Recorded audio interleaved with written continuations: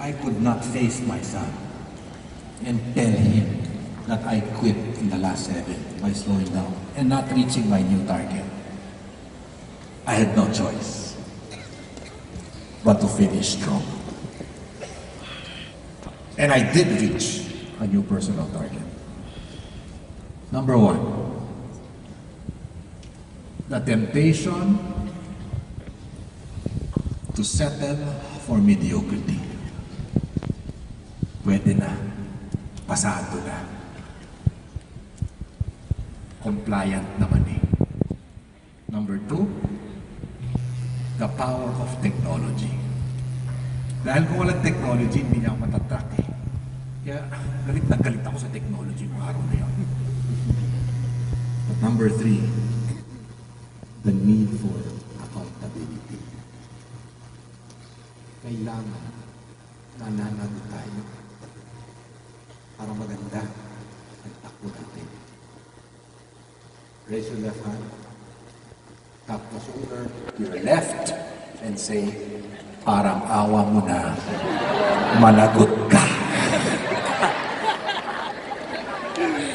Raise your right hand. Mas maganda yung right. Tap the shoulder to your right. Sinasabi ko. Walang iya ka, nagot ka. Nagot ka.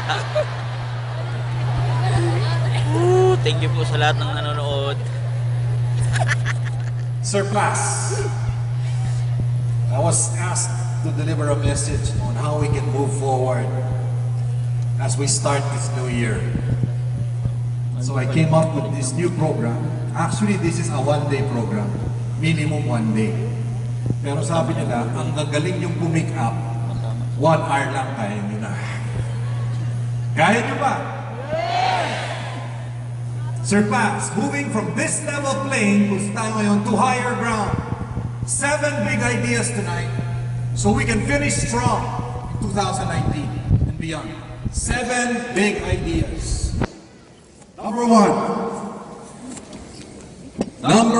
if we are going to wow ourselves to the finish line and not whimper our way na naghihingal sa finish line, we have to accept the fact that stuff happens. Sa totoo lang, hindi stuff yan eh. Shit happens yan eh. Pero dahil formal tayo ngayon, naka-kurbata, stuff na lang.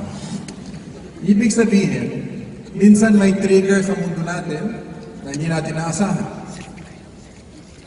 May insidente. A stimulus is a force, something that you did not expect. Or feeling natin, more of the same naman eh. Wala naman nangyayari pagbabago eh. Kung minsan nadi-discourage tayo, minsan nabibigla tayo. Change is happening. Do you agree? Change is happening every day. I remember last month, a few months ago, 2 months na siguro, because I go to Singapore every other month because I'm taking another course, I'm studying. I'm a lifelong learner.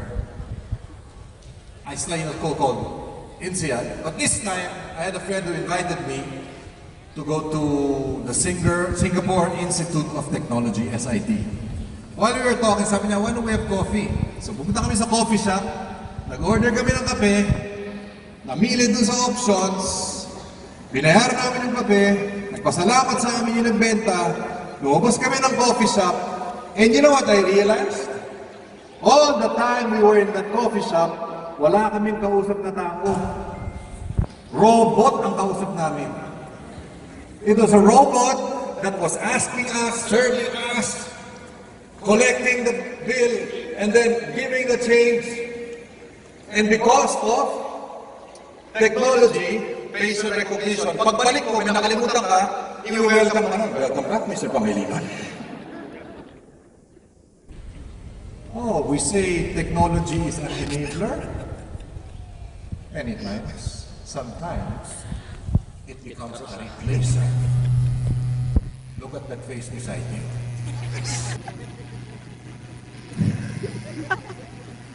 May pag-asa pa ba? Yes. Change is happening. I was here, I think, 2 or 3 years ago. Who was here 2 or 3 years ago when I spoke? Okay, now look at that face beside you and that body beside you. Nagbago na ba? Yes. Whether it is family, company, society, things are changing. November 11, 2018, do you know that Amazon, Alibaba, on Crazy Friday, when they buy things online, was selling at least $1 billion of products a minute. A minute. Wow. Grabe. But it's not all online. Kailangan magaling ka rin offline. Ang iba kasi feeling nila dahil nandiyan na online, hindi na kailangan offline. Tama ba? Yes. Importante ang high-tech, pero mas importante ang high-touch. When you press flash. Tama ba? You think the Chinese are good in online? Of course. But they're better offline. That's why they're here. In the Philippines and all over the world. Do your computations. At least 100 million Chinese tourists go all over the world every year. 2018, at least 100 million Chinese traveled. Everyone spent $10,000. Make your computation. 100 million times 10,000 per person. How much did they spend? That was not offline. That was while they were traveling. Offline. Change is happening.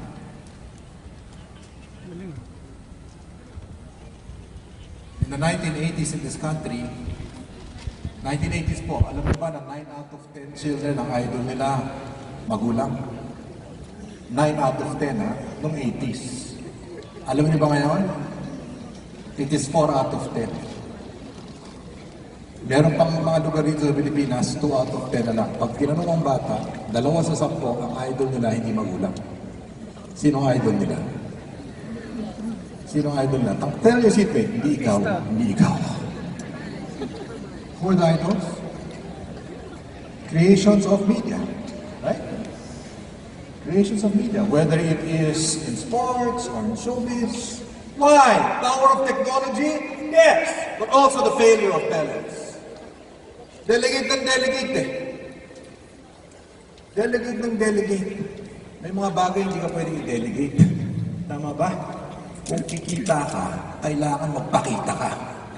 Hindi pwedeng post lang ng post, forward ng forward. No way! You work hard. You show up. So yes, stuff happens. But we have to accept it's happening to all of us. Change is happening every day, even as we speak. And you cannot deny it.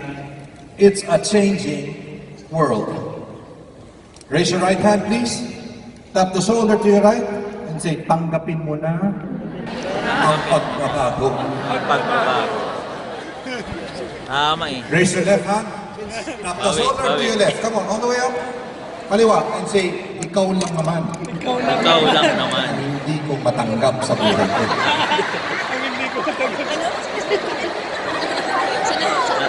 Hindi importanteng tanong ko What change are you struggling with today? Yon. Maybe it's an issue about the family. Na iniwanan mo ng asawa mo. At pang 10 beses na. Maybe it's about society, maybe it's about the company, maybe it's about competition. Well, ladies and gentlemen, more change is to come. Stuff happens, and more will happen. Number 2, understanding of the stuff kung ano nangyari, napaka-personal. Yung katrabaho mo, para sa kanya, wala lang yan, hiccup lang yan. Pero para sa iyo, yung pagbabago, oh my God, major setback. I am not motivated to move on. Bakit yung katabi ko ready to zoom forward? Depende kasi sa interpretation eh. Why is it that when the leader comes to a room, filled with 100 people. Pag in-announce niya ang bagong programa, 50 are so excited, 50 wanna go home. Depende sa understanding eh. Nasa pananaw eh. Nasa perspective. Nasa mall kami, early on in my marriage. Kasama ko yung misis ko, si Maricel, Naksa ko, is my wife. Nakita ko yung dati kong kaklase. Excited na excited akong pakilala sa kanya. So pinakilala ko roon sa babae na dati kong kaklase. Excited na excited ako. Pagtalikod ng babae, sabi sa akin ni Maricel, anong nangyari sa inyo? Iba ang pananaw eh. Understanding is so personal. It is so unique. I was doing a sales seminar for a top fitness organization in this country. Yung mga top sales nila, kausap ko. Tumayo yung number 1. Ang problema kasi dito sa kumpanya namin, Anthony, pag na-reach na namin ang target this quarter, next quarter, tinataas yung target. So sabi ko sa kanya, problema ba yun? Eh nakaka-stress eh. So sabi ko sa kanya, ba't di tayo makiusap sa management? For the next 12 months, okay?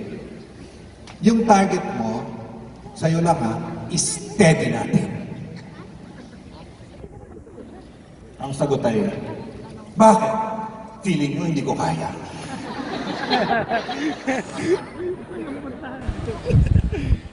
Hindi mo maintindihan, di ba? Peter Senge is from MIT, Massachusetts Institute of Technology. Ang ganda ng kanyang illustration eh. Kumuha siya ng rubber band. Tapos, 3 nets niya. Can you see this? Okay? Vertical stretch. And I love what he said. This is your reality. Nandito tayo ngayon. Okay? This is your dream. Okay? Ito ang pangarap natin. Are you following? Yes. At dahil po may gap dun sa realidad ngayon at yung pangarap natin, meron tayong nararamdaman. Ano yung nararamdaman natin? Dahil dun sa puwang na yun, dahil sa gap. What do you feel?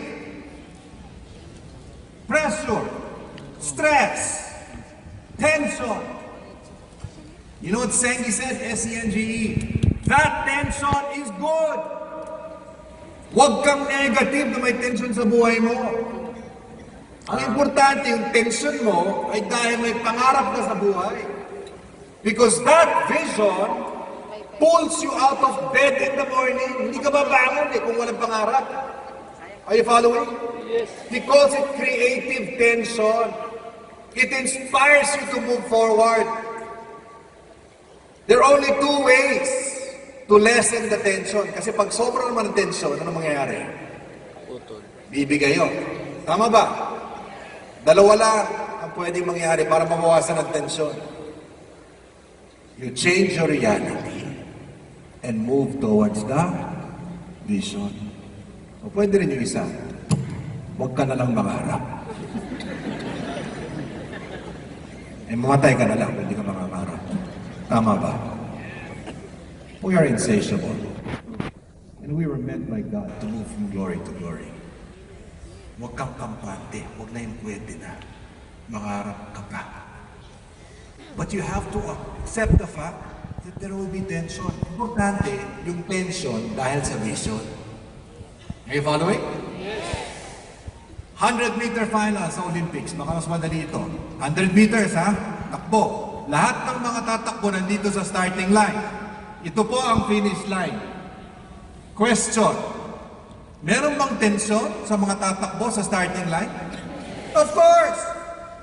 Wala naman ako puro sa harap. Pag ano ha, tawagin nyo selfie muna tayo rito. Lahat may tension sa simula.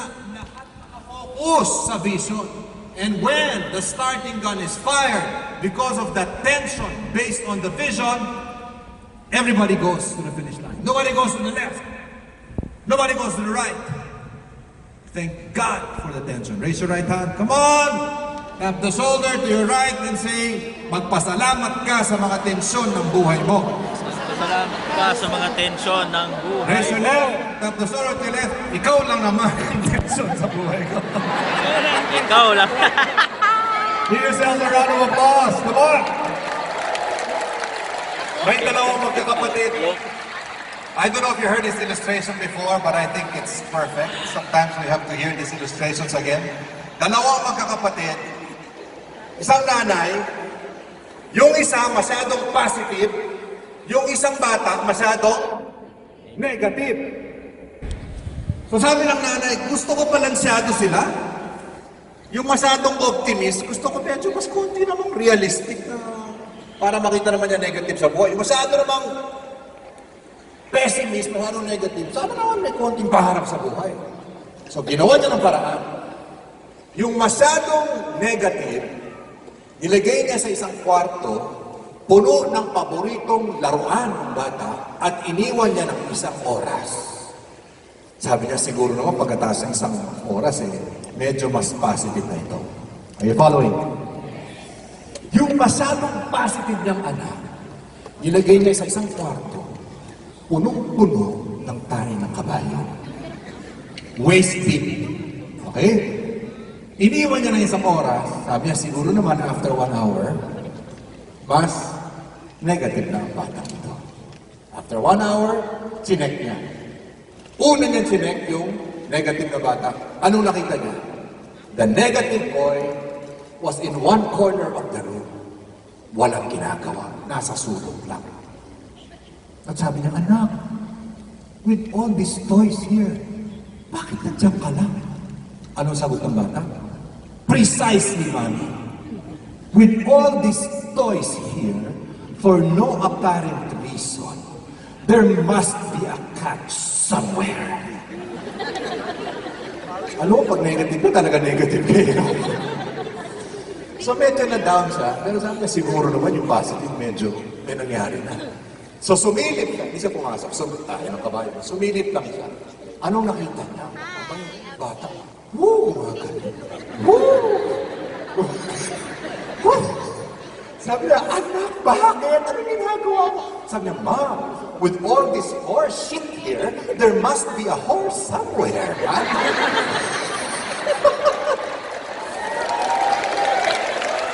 Naghahanap pa ng kabayo!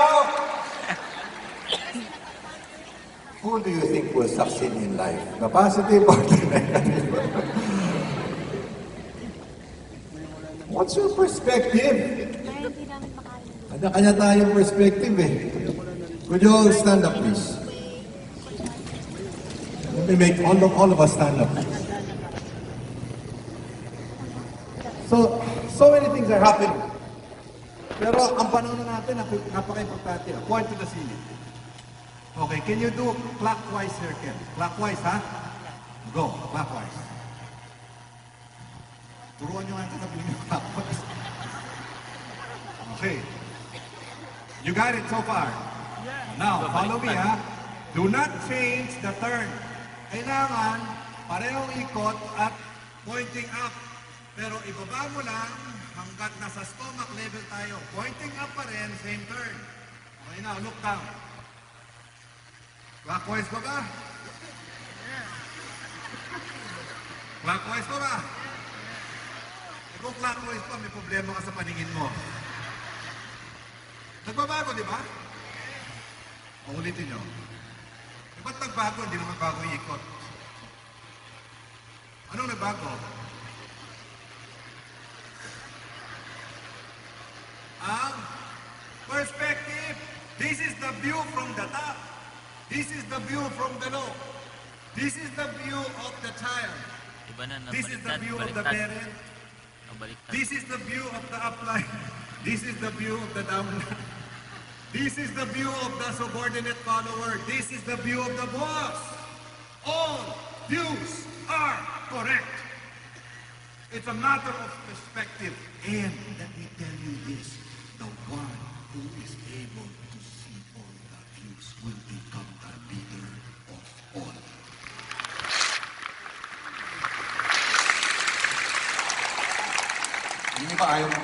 gumagano pa rin. Yes, lahat eh. Nakadepende pa rin sa'yo eh. Can you take Para your sa seats? pag-network.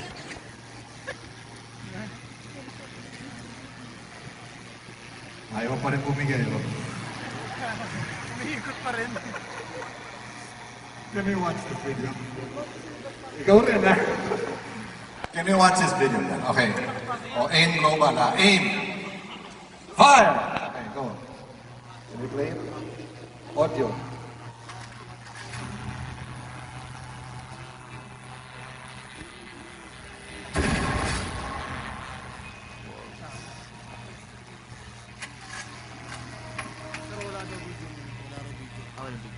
Kailangan makita mo ang pananaw ng lahat. Ang problema kasi ng bossing, di ba? O ito ha, I'll show you the illustration. Watch this. Itong problema natin eh. O, tama. Clockwise, di ba? Tama? Tama? Clockwise? Sigurado ka ba? Hindi. Diba? Sabi ko, oo. Nakita yung ginawa ko? O, clockwise, di ba? Yes. Yes. Sigurado ka? Sigurado ka? Hindi. Sorry. Ba't siya nag-yes? Muna. Pinilit ko eh. Pero problema ng gabi. Yung namimilit. Tama ako, di ba? Tama? Tama? Sasabihin nun, tama ako. Pero pag talikod mo lang yan. Hindi, yan ang problema natin kuminsan eh. Dapat, kung gusto ko makita ang pananaw niya, I have to put myself in your position. So dapat, ang gagawin ko, ganito, di ba? Right? Counter.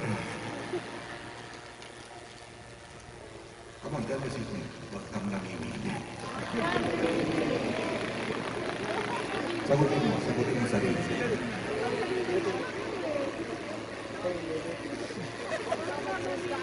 Because our understanding many times is unconscious, ganun tayo mag-isip eh. Yun ang karanasan ni Maricel eh. Kasi yung tatay niya, playboy eh. Tony Ferrer, X44, madaming babae yun eh. Kala niya ako rin si X44 eh. Tama yun, no? Tuloy ang reaksyon niya, automatic, galit kagad. May kilala kong ganun. Dahil hindi mo type ng dati mong boss, parating yung bago mong boss, ang tingin mo na sa bago mong boss, tulad ng tingin mo sa dati mong boss, wala namang kinalaman yung bago mong boss sa problema mo sa dati mong boss. Hugot ang tawag doon. May malalim, na pinagdadaanan, may karanasan na hindi pa napoproseso. Tignan niyo to, okay? Yes, let's watch this. So this is a study. Watch this now. And if you admit it, you are just like this. Can you play it? Okay. So the final experiment that I want to mention to you. Ulitin natin. She tests her rock now. Bato to ha, bato. Yan ang bato mo. And she gets confused. Wala, hindi na matinikman yan. Ayan na. So this is basically the Wall Street protest that you see here. Raise your right hand. Come on. Tap the shoulder to your right and say, hindi ka unggoy. Hindi ka unggoy. Raise your left hand. Tap the shoulder to your left and say, patas dapat ang labang. Patas dapat ang laban.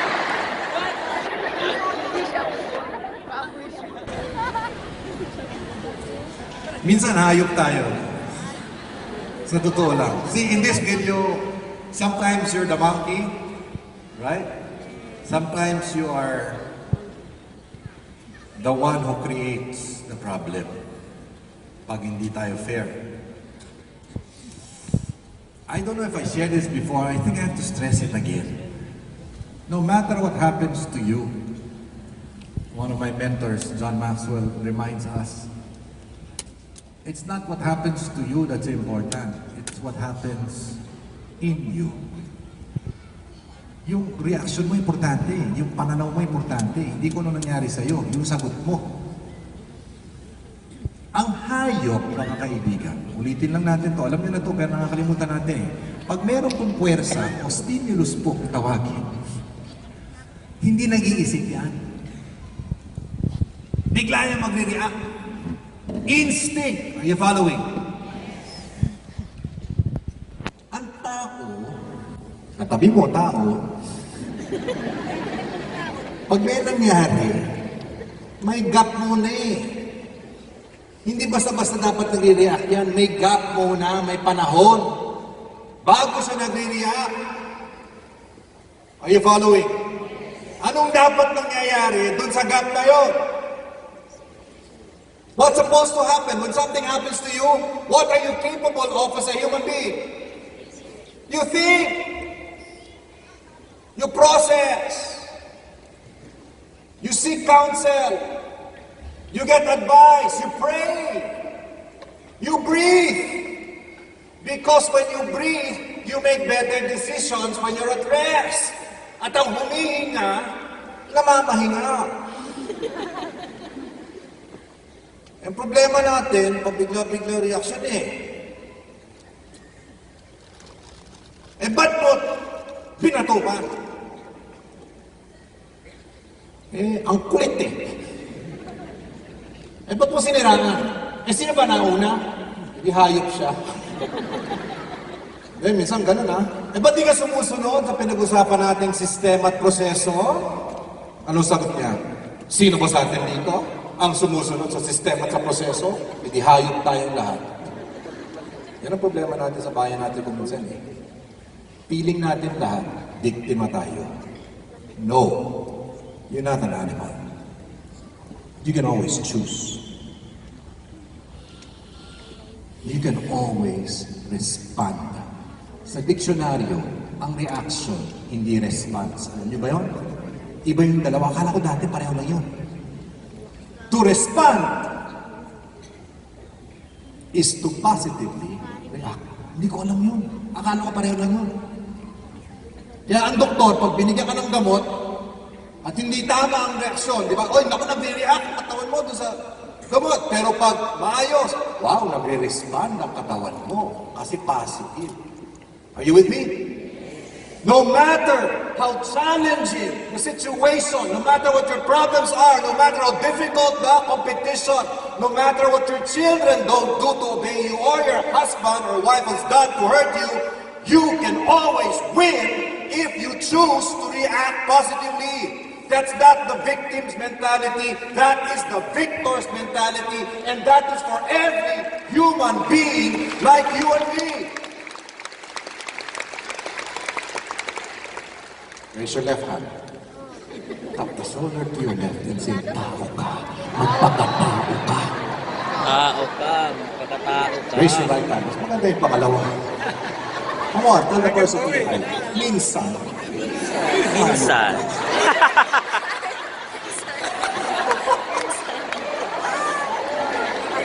In marriage, Maricel and I, we do marriage seminars sometimes. We do some counseling. Kami rin ipapakounsel. Kailangan natin lahat yun eh. Narinig niyo ba yung crazy cycle sa mag-asawa? By the Egg family. Okay? Ulitin lang natin. Ang crazy cycle, react na react ang mag-asawa. Paano nag-react ang husband na mali? The husband, when he reacts, does not respond. You know what he does? He reacts without doubt. Kasi alam niya yun ang gusto ng misis niya. At ang misis naman, paggalit, nako, I will react without respect. Kasi alam niya yun ang gusto ng asawa niya. Pag hindi nag-text ang asawa, dahil medyo naiinis siya sa misis niya, sabi niya, hindi ako magte-text kung anong oras ako uuwi. Bah! Sabi ng misis, magre-react yun. Ganon ha? Hindi kita ipagkahain. Pagkain. Cycle yan. Ganon ha? Hindi na lang ako uuwi. Ganon ha? Ilalak ko ang pintuan, di ka makakapasok. Ganon ha? lalabas kami ng barkada kasama ng mga kasama namin nung high school kung saan nandun ang aking dating girlfriend. Ganon ha? Itatapon ko na lang lahat ng damit mo sa bintana at ipopost ko sa Facebook lahat ng mga ginagawa mong kamalian. And you know what happens? Seriously. It's a cycle. And you know, many times, we don't even plan this.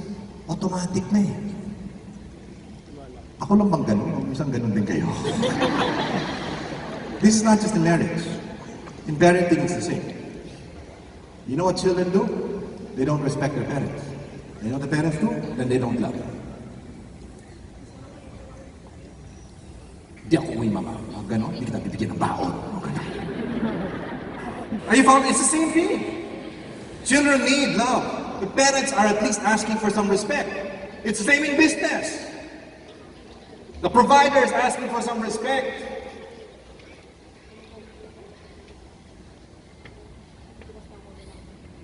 And if they don't get it, they will not love and care for their customer. Di ba? Binastos mo yung waiter? Di mo trinado ng tama? Wala kang concern? O bago niya i-serve yung sopas mo, yan, sige. Hindi naman siguro gano'n. Pero you know what I mean? They will not respect you because you don't care for them. This is what happens. This is called the crazy cycle. Hayop tayong lahat. And that happens to the vast majority of people who don't even know. Something happens dahil itong kanilang pananaw, ganun kanilang reaction. Di ba? At minsan napapansin nila mali, ay sorry, napasigaw ako. Pero dahil hindi nagbago yung pag-iisip nila, the next time, ganun pa rin.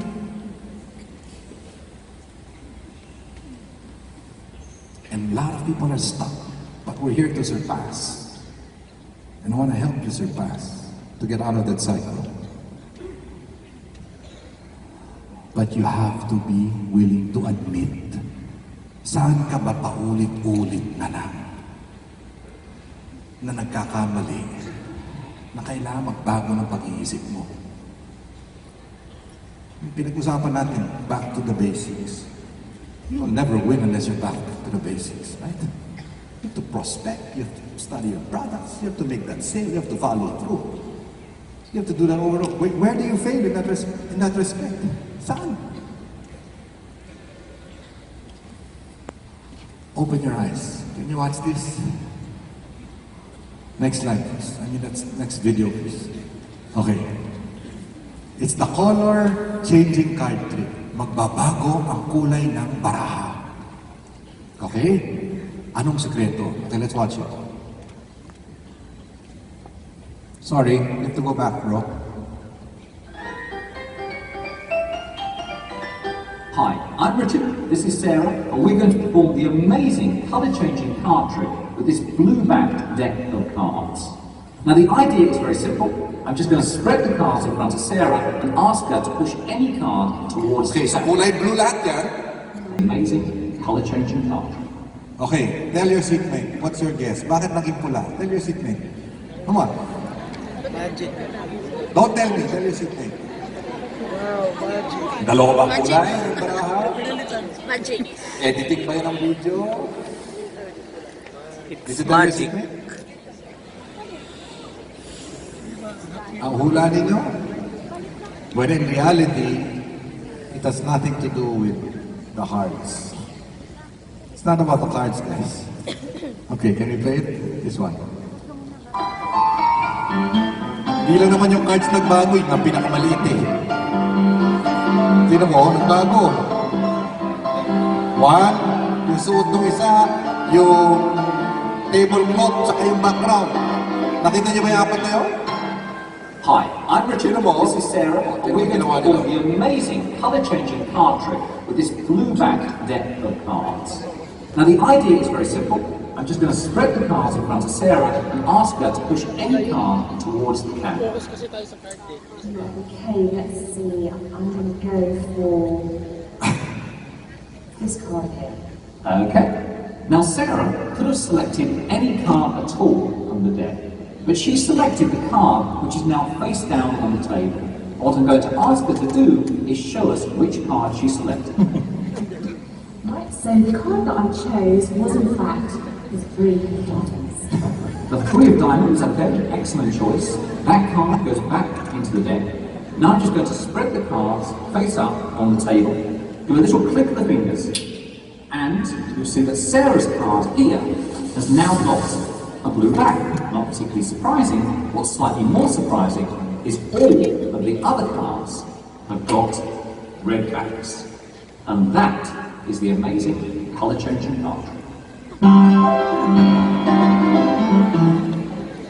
Can you tell your seatmate how many you saw? 1, 2, 3, or 4? Or none at all? Tell your seatmate, buksan mo ang isip mo. Buksan mo ang isip mo. Number 4, number 1, may nangyayari sa mundo, ng negosyo, ng pamilya, ng komunidad, ng kumpanya. Number 2, iba't iba tayo sa understanding, interpretation, perspective. Number 3, halos lahat sa atin, kung di tayo nag-aalaga, nag-iingat, nagre-react lang. Dito ang pag-asa. Processing is a choice. I must choose to take time to step back. Huminga. Allow myself to be guided to seeing the situation from a clearer perspective. The power of reflection. The unexamined life is not worth living, Plato. The unexamined life is not worth living. The unexamined business is not worth running. Nagpa-counseling kami ni Maricel. And she realized that kaya pala ganun nga reaksyon niya dahil sa tatay niya. Pero malalim yun, ha? Malalim na sugat yun. I don't know if you read about it. She shared this already as a testimony. When she was 5 years old, public knowledge naman to, nasa isang Christmas party sila, excited na excited siya makita yung tatay niya. Kasi minsan-minsan na sila magkita because they were not together with her mother. Are you following? Yes. So, excited sa Christmas day, Christmas party. Lumapit ba naman yung tatay niya at nagpaalam, anak, just for today, can I introduce you as my niece? Huwag natin sabihin, anak kita, pamangkin lang.